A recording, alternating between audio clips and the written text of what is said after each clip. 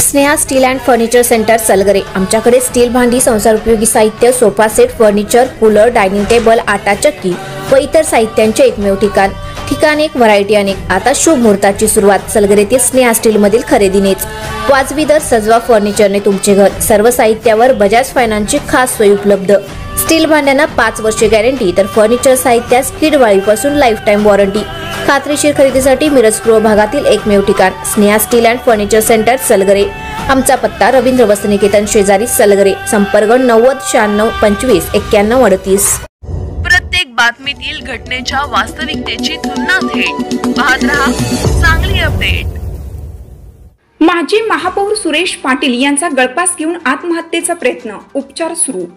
सांगलीचे राष्ट्रवादीचे नेते माजी महापौर सुरेश आदगोंडा पाटील यांनी आज सकाळी नेमिनाथ नगर येथील निवासस्थानी गळफास घेऊन आत्महत्येचा प्रयत्न केला। त्यांना तातडीने येथील उशक्काल रुग्णालयात दाखल करण्यात आलं।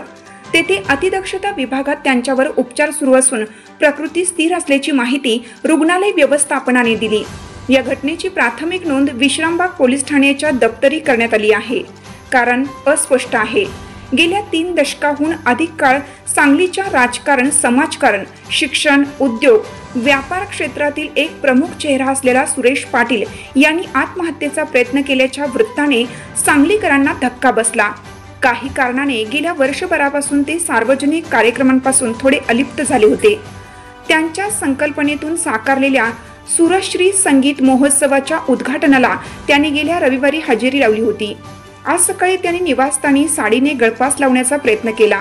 कुटुंबियांच्या लक्षात ही बाब आल्यानंतर त्यांना तातडीने रुग्णालयात दाखल केलं। तिथे अतिदक्षता विभागात त्यांच्यावर उपचार सुरू करण्यात आले।